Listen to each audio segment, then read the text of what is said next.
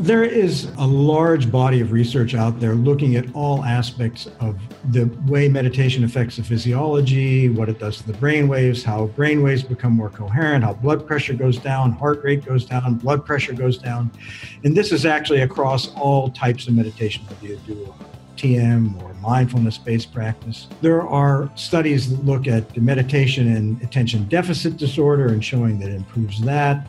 And then there are all kinds of quality of life studies showing that people who meditate tend to be happier, live longer lives, and just feel more connected to themselves.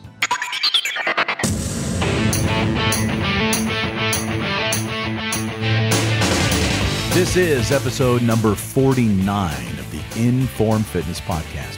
What's up, Informed Nation? I'm Tim Edwards with the Inbound Podcasting Network and a client of Informed Fitness. Can you believe we are knocking on the door of 50 total episodes for this podcast? Wow. Thank you very much for your continued support of this show and our sponsors. Now, over the past year and a half or so, Adam Zickerman, the founder of Informed Fitness, and Mike Rogers, the general manager of the Informed Fitness location there in Manhattan, along with a wide array of guests, have discussed in great length the importance of building muscle in a safe manner so that you can live the kind of life you want to live. We also have talked in great length about the value of adopting a nutritional plan that supports the building of that muscle and burning fat to supercharge your metabolism. Well, today we will be drilling down into component or pillar number 3 to live a healthy and balanced life: rest and recovery. As you well know, your body needs to recoup and heal following your 20 to 30-minute high-intensity workout at Informed Fitness. Well, your mind also deserves an opportunity to be rejuvenated through proper sleep and mindfulness. So today, we are welcoming Dr. Benjamin Asher, who is based out of New York City and is a board-certified head and neck surgeon and a Transcendental meditation instructor. Dr. Asher will be providing us with an easy-to-understand conversation regarding mindfulness and meditation. He will break down the value of meditation, the various meditation methods, and how to get started on a path of rest, recovery, and mindfulness. Okay, welcome to the program. We have a really good show today. We have with us Dr. Benjamin Asher. He's a holistic ear, nose, and throat doctor. But he's also a client of Informed Fitness, and Mike and I have known him for many years as a client. And we've had many discussions about very interesting things. He's a fascinating man and a great doctor. He obviously a Western-trained doctor, a medical doctor in the United States, in New York. But he's also a holistic. He also looks at the problems in modern medicine, and he deals with them. And he approaches medicine from both Eastern philosophy and modern Western philosophy to really find the right balance to help the patient. Because there's a lot of problems in modern medicine, as we know. It's really a business. It's run like a business. And sometimes the business goals of a medical practice are not exactly congruent with the goals of the patient. And Dr. Asher is well aware of that, and he's dealt with it in his practice. But he's also a meditation expert. And that's kind of why he's here with us today, to talk about meditation. And it's nice to hear about meditation from a medically trained doctor, because it's unusual. So a lot of medically trained doctors, they poo-poo Eastern medicine. And, that's not cool either.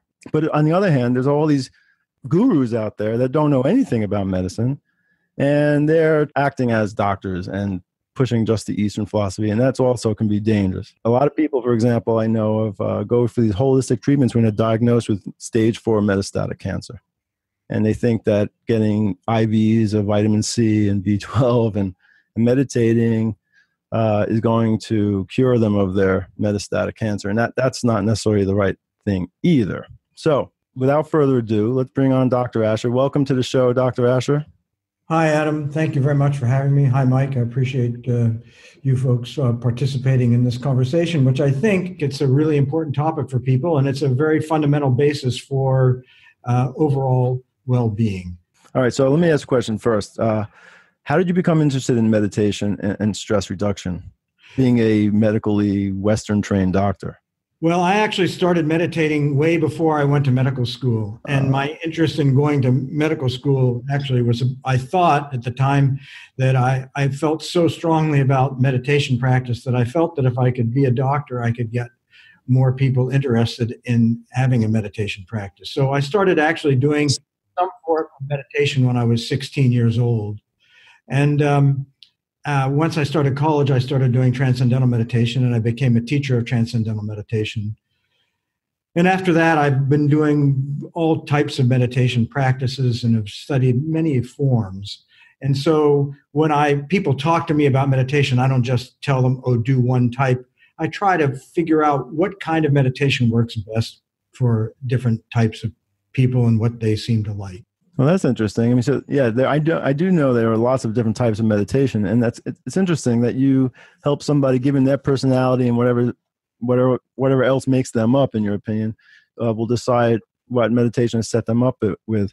But before we get into the different types of meditation, I was wondering, like, maybe you talked about stress and relieving stress, and why should we be so concerned about stress in general? If you look at the list of illnesses that people are having in our society, at least the top 10 are somewhat stress related.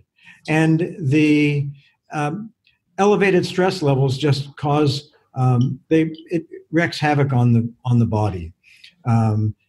Elevated cortisol levels promote diabetes, they promote heart disease, hypertension, stroke, reducing immune function. So living and not dealing with stress has a significantly adverse impact on our health and well-being. So that's just one aspect of it, not to mention that if we're chronically living in a state of anxiety and fear or depression, we're not leading a very happy life. Dr. Asher, what exactly does meditation do? Well, there is a large body of research out there looking at all aspects of the way meditation affects the physiology, what it does to the brain waves, how brain waves become more coherent, how blood pressure goes down, heart rate goes down, blood pressure goes down. And this is actually across all types of meditation, whether you do a TM or mindfulness-based practice. There are studies that look at the meditation and attention deficit disorder and showing that it improves that. And then there are all kinds of quality of life studies showing that people who meditate tend to be happier, live longer lives, and just feel more connected to themselves. So it's across the board. If you want to do one thing that's going to really give you the most bang for your buck for your health, it's actually something really worthwhile. You know, I had you on the show because this speaks to one of the pillars of our basic philosophy of my company, exercise, rest, and nutrition. I mean, those are the three pillars that I like to point out for really a good, healthy, balanced life. And you can't have one without the other. You need all three. And when I talk about pillar number 3, rest, in my book, it's not just about getting enough sleep, which of course is important, but it goes way beyond getting sleep. It's what you were just talking about, dealing with stress. And when I use the word rest, it means a lot more, again, than sleep. There are all types of rest. You want to speak a little bit about the different types of rest that there are? Absolutely. So there are different stages of sleep. There's REM sleep and, different levels of sleep and how restful sleep becomes. And then each of those states of sleep have a physiological signature.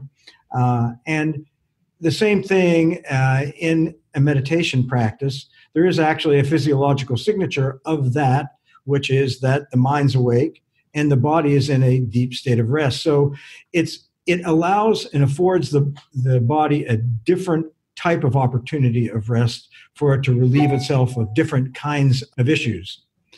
Interestingly, a new development, which I just recently learned about, is something called the glymphatic system. The glymphatic system is actually the lymphatic system of the brain.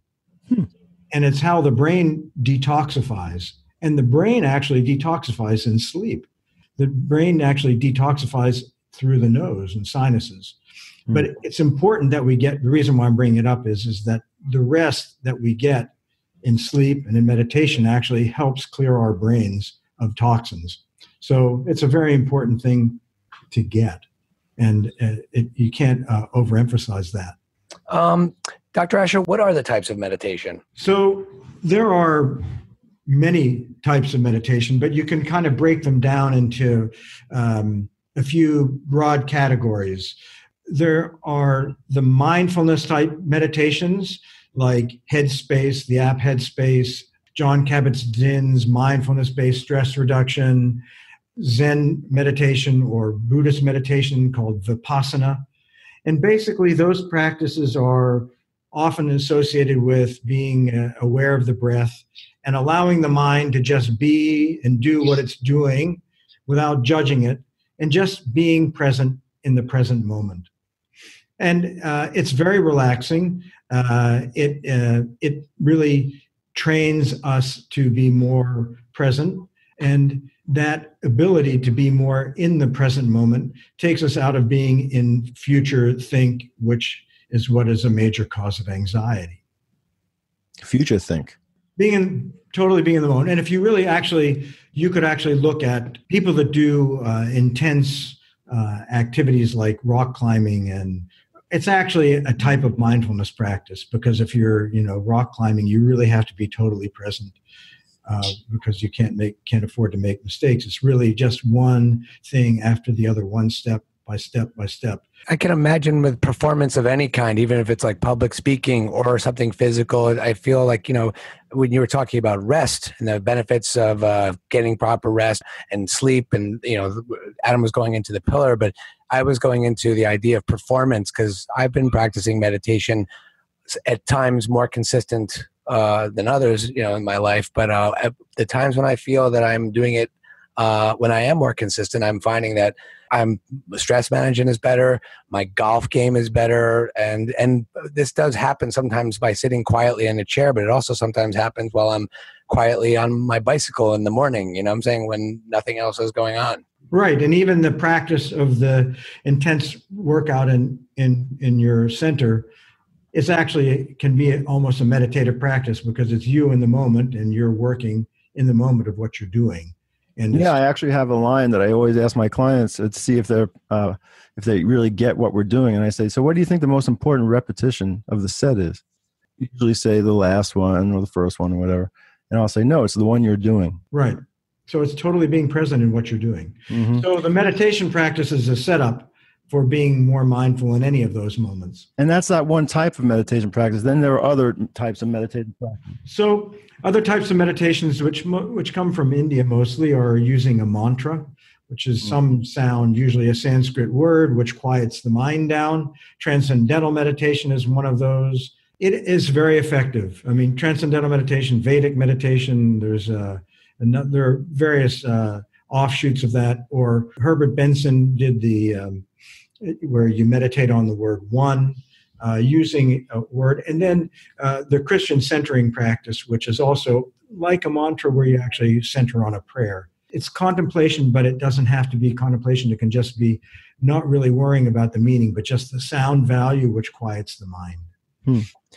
I have a question. I was just thinking about something. I love yoga. I just haven't been able to find time to do it recently. But one of the things I absolutely love, if I break down all the elements, I think about the Om, and what is going on with the word Om. And I was wondering, do you have any idea, why did they choose that? Where does that come from? And why does that feel? I mean, you feel like the vibration of the word, and there's this calming effect that happens when you say it. And I'm just wondering, I don't know if I'm digressing or going in a different direction, but I was just curious about that. It's a mantra, right?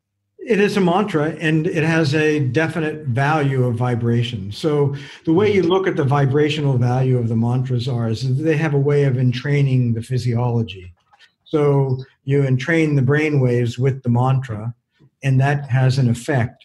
So Om has a specific effect and has an effect on calming the body down in a certain kind of way. So are you saying that other mantras, some of these other words, they have like a vibrational value as well, or is it? They all have some vibrational value, and they all have different vibrational values. So it creates some sort of other energetic. So some mantras are settling in different ways and can create different influences. So you could. And is it like a diet where you need to have all the different nutrients and you have to try all these different vibrations, or can you just pick a vibration and go with it? I think you can, I think it's complicated. You can do it. You can pick the mantra that you want, but then on the other hand, there are people that use different mantras for different Would you say though, Dr. Asher, like step one would be like I think you said before, but would you say like if of before everything, focusing on the breath or listening to the breath or attention to the breath, would you say that that's step one if you're going to just sort of start today and go home and or is there some greater instruction that you need to sort of have when you say, let me try this out for 5 minutes today? Well, I actually think that's a great suggestion, and there is a breathing technique which Dr. Richard Brown, who's a psychiatrist here in New York, has been teaching for a long time. It's called coherent breathing. And basically, you breathe in for 6 seconds, you breathe out for 6 seconds, in for 6 seconds, out for 6 seconds. And he has if you go on, I think he has a website, you can actually go on and get a little timer.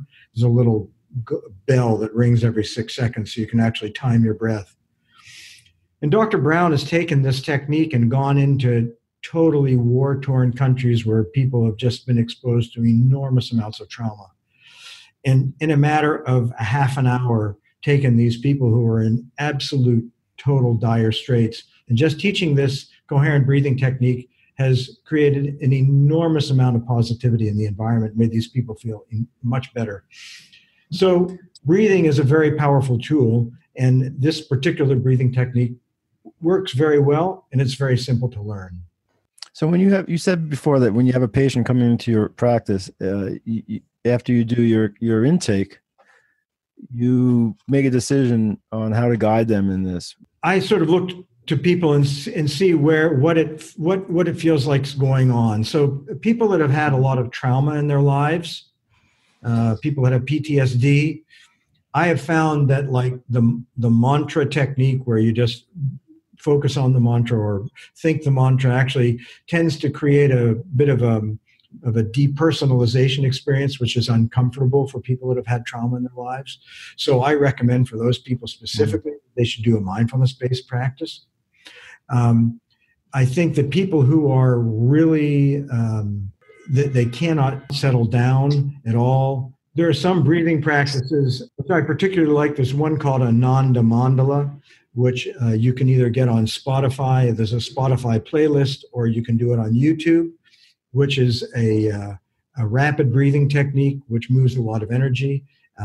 It's very helpful for people. It reduces stress, and it sort of is energizing and makes you more awake and alert. So people that are having lots of issues with being overly fatigued. The biggest problem is that people don't want to sit down and meditate. I mean, that's really the reason why people don't do it is people don't want to. They would much rather be distracted in their lives. So what comes up is people will sit down and meditate, and all the things they think they need to do come up, and so then they're uncomfortable, or all the things they wish they'd done in their lives come up, or all their regrets or something like that. You're saying the mantra takes you away from all those thoughts. The mantra can do that, and so the TM technique gives people specific instructions about how to deal with those kind of thoughts. TM, you mean Transcendental meditation, right? How is it different from, let's say, other mantra-based? Probably not all that different if you want to know the truth. To learn TM, you need to go take a Transcendental meditation course from a trained TM teacher, get the mantra that the TM people prescribe for you, and then they give you a course and explain you how to use the mantra. And that's basically, they have a prescribed way of doing it, and they do it the same for everybody. It's very systematic. There are other techniques where you learn mantras and you can use them they're used the same way. So the Transcendental meditation mantra is one where you're not concentrating. So it's not a concentration technique. It's a way of thinking a mantra without concentrating on it. And other techniques of meditation do the same thing. What about like just walking? If you don't have the ability or the patience to sit still for however long, what's going on physiologically with an activity, a calming activity like walking? I totally think that's a perfectly great meditation. I mean, Thich Nhat Hanh, who is one of the great Buddhist meditation teachers, has a whole walking meditation practice that you do. And there's no reason why walking can't be a perfect meditation. And there are all kinds of movement meditations like Tai Chi and Qigong, where you're doing that and moving an enormous amount of energy and can be very relaxing. And Tai Chi It's one of the great things to do if you have a balance disturbance. So people that have chronic disequilibrium, doing Tai Chi not only moves energy, but actually helps restore the vestibular system and help you with creating more physical balance. So I think that that's an important point you bring up, Mike, which is that meditation doesn't have to be, this sitting practice where you're, sitting there with your eyes closed. You can do any number of things where you're just creating more mindfulness and having a calming effect. I subscribe to using words like energy, like when you're talking about moving energy and stuff like that. I somehow believe it. I feel it. How do you explain it from a medical science point of view when you're using words like that? They communicate to me, but sometimes I feel like there's a barrier. Like Adam, for example, like I think Adam is a barrier with words like that sometimes. Is that referring to something specific medically, or something that's going on physiologically in the body, or is there something that is more spiritual that you're talking about? I guess that's what I'm. Well, it's a fantastic question. There are multiple levels of that question, because really what human bodies are, or what living systems are energy systems. So you can look at it from any number of levels. So you can look at it just from the fact that what's going on in the body all the time is there are these chemical processes that are creating electrical impulses. That's our whole nervous system. It's all chemistry and electricity. So you can measure all that. That's actually a measurable energetic. But then you do move into sort of, if you talk about the energy systems of traditional Chinese medicine and the meridians, well, that's not something that you can sit down and it's not as measurable, but it's very real. And it's real because you can do surgery on people with acupuncture and they don't feel pain. So the acupuncture, whatever it's doing, is having an effect on the energy system. So there's that. And then there's this whole element of what people experience. If you're doing an intense breathing practice with some sort of yogic breathing, and then you feel an enormous surge of energy in your body, like that's energy, that's some experience. Sexual energy is an experience. These are all experiences people have that are sort of in an energy form. So it isn't really esoteric, but it is esoteric because when you peel away the layers, you can actually, if you're from a meditation perspective, you can actually go to the place where all you are experiencing is yourself as energy and nothing more. And that's a real experience. Yeah, it is. It's interesting. Like I'm just thinking about how people change when, say, they're in a bad mood and they hear a funny joke, and how their body changes their they actually you feel better when you're just laughing. I don't know if you're distracted because you're laughing or something actually changed, or if you're not feeling well and someone gives you a hug or something like that, and how physiologically what's going on when those little things change in your body. That's actually a really good question, good point. And if you can even take that on a more macro level and look at it from the perspective of what's going on in a room. If you walk into a room and two people have had a fight and you didn't hear anything about the fight, but you walk into the room and you feel the energy in the room, there's something there. It's palpable, right?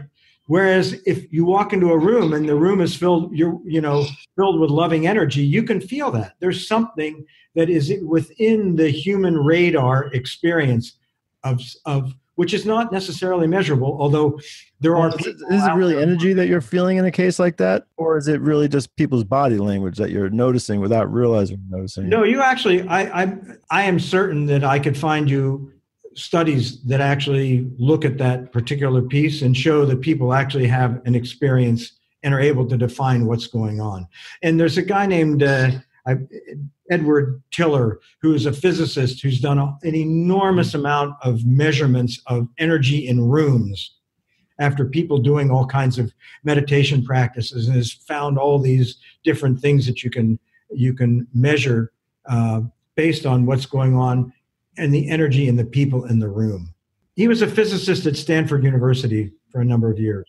And he's done a lot of research in this area. It's like very complicated math equations. It's not easy to read, but he's kind of been the pioneer, I think, in looking in that area. So, Doc, let me ask you a question. If somebody's not in New York City and they can't come to see you, but if you are in New York City, by the way, you have to go see him. But if you're not in New York City, how does someone decide how to choose a meditation practice? If you want to do your own research, I'd look up different types of practices, look up mindfulness practice, look up transcendental meditation, look up Vedic meditation, look up Kriya Yoga, and different kinds of things, and sort of see what there is, and then see what speaks to you. And if something seems to inspire you, I'd pick that. Like, what are some of the things they should consider, like the ease of fitting into their lifestyle, or if they have any history of trauma, like you were talking about before? Right, exactly. So you want to pick something that you're going to be able to do. So one of the things that I recommend a lot of people is Headspace, because it's an app. You can download it. That's what I use, actually. I just started using Headspace. Right. So, people seem to like it a lot, and it helps. It starts with a mindfulness practice, and it develops over time. So that's a simple thing to do. There are, many books out there. There's an old book by LeShan called How to Meditate. And you can go to, meditation instruction. Many hospitals have mindfulness-based stress reduction instruction for patients. And then in a lot of cities, there's transcendental meditation centers. You can go there. Do you find meditation to be at times a substitute for certain drugs that are prescribed to de-stress or depression or, I don't know, high blood pressure? There's actually a solid body of research on transcendental meditation and hypertension and getting people off antihypertensive medications. The mindfulness-based stress reduction in the field of psychiatry is very, very big in getting people off medications. You got to be careful with that. I'd hate to go to like let's say I go to a TM specialist, right? But he's not a doctor in your sense of the word. And he tells you, yeah, we're going to do this, TM. And after about 6 weeks, you can start getting off your blood pressure. No, but why? Nobody would do that, Adam. That's not how it works. But I would want to do this with somebody like you who knows both. Right. Is my point. But you don't need to go to a doctor to teach you to meditate. You can go to meditate. You can, if you're trying to lower your blood pressure, you go learn how to meditate and go back to your doctor and get your blood pressure checked. That's totally, you don't have to have the doctor. But if you're on blood pressure medication while you're doing yoga, you don't know which is causing the low blood pressure, the medication or the yoga, or the medication or the meditation, like if you're on both. Well, no, you would know. In other words, I'm just saying, like, you're doing this meditation for a while, you have high blood pressure, you're taking some kind of blood pressure medication, but now you're doing this meditation and you're doing it for a while and you're feeling really good. Is there a way of weaning yourself off the medication to see if the blood pressure starts creeping up again? How does that work? How do you know somebody can come off the blood pressure medication? That's up between the person and their doctor. So you basically would decide that what a person's blood pressure was before they started their practice. Then if they're meditating and it turns out that their blood pressure is really abnormally low, then you might want to wean them off blood pressure medication. They may be just taking too much. It's an individual thing. It's not something you can do as a cookbook. Just sort of see how it works. Do you find a lot of doctors though would someone listened to this podcast, they don't have a holistic doctor. They sampled doing meditation for a few weeks and then approach their doctor or whatever, let's say a couple months, feel like maybe there was an effect to the meditation. You approach your doctor and say, hey, listen, I've been doing this. I listened to this holistic doctor who made a lot of sense to me. I gave it a shot. I'd like to give it a try. I think I want to try weaning myself off blood pressure medication. What do you think? And what do you think most doctors are going? That's a good question.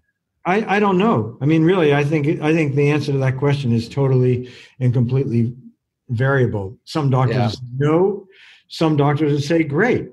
I think it's all about how the doctor's looking at the patient and what their belief system is. So right. What that tells me more is that what is the patient's relationship to their doctor, and have they picked the right doctor for themselves?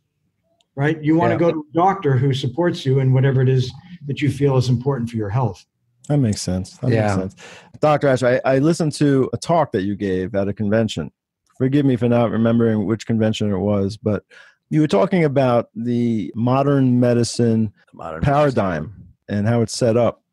And you talk about how it's built on fear and traumatic experiences, that illness is looked at as a punishment, that they're really focusing on the disease. It's you against your disease.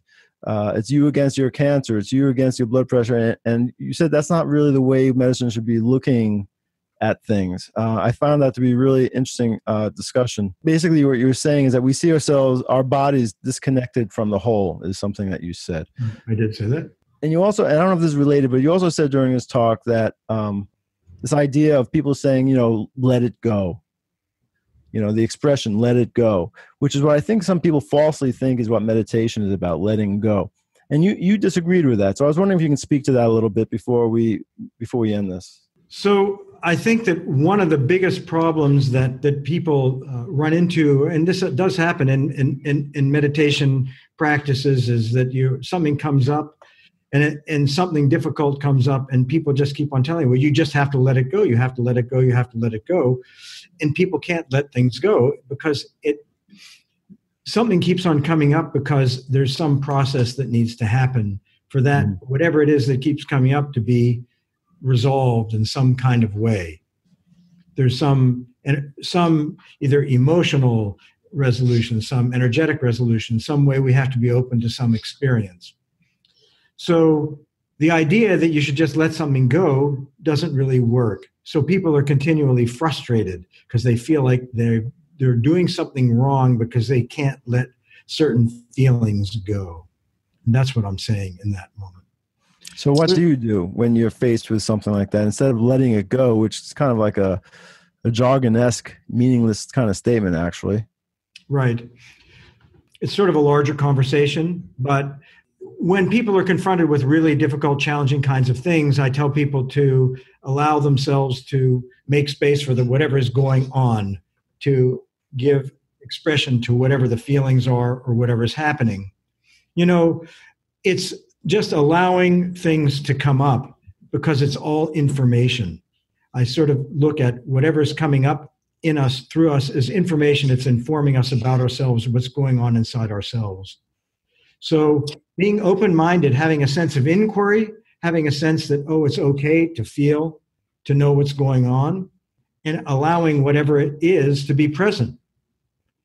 Even if it's a really difficult experience, painful experience, this is a place where you actually have to sort of dive deep into your heart and open your heart up to yourself to allow yourself to have the experience.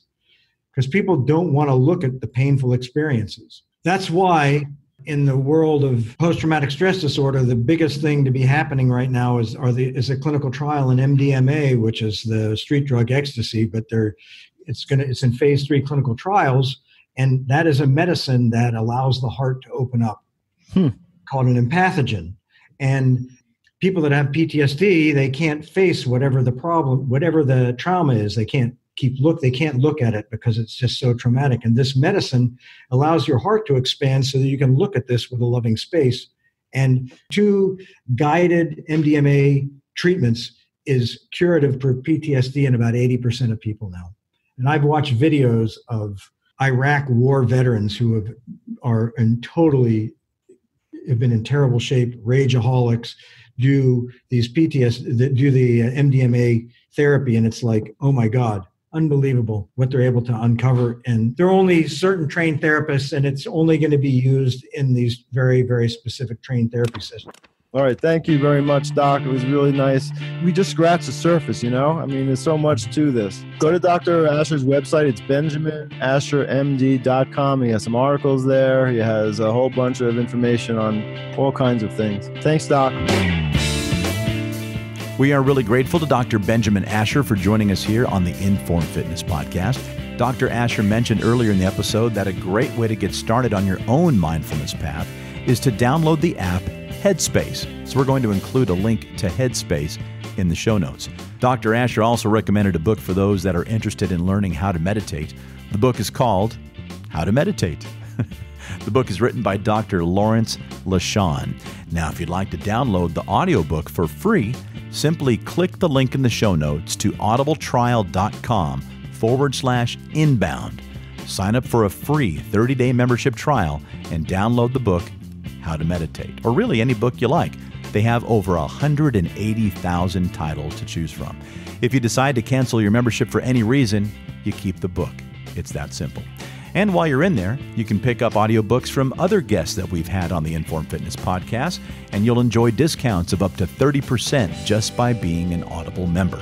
Again, that's audibletrial.com/inbound to receive your free audiobook from Audible. Well, we've given you a free audiobook. How about a free Power of 10 workout? Then click on over to the Informed Fitness website. That's informedfitness.com, of course, and the link will be in the show notes. Once you're at the webpage, you'll find a free slow-motion high-intensity workout waiting for you. Just click the Try Us Free button right there on the homepage, fill out the form, pick your location, and experience a free full-body workout that you will complete in just about 20 to 30 minutes. Hey, thanks so much for listening, and we invite you to join us for the Big 5-0 next time. It's episode 50. Until then, for Adam Zickerman and Mike Rogers of Informed Fitness, I'm Tim Edwards with the Inbound Podcasting Network.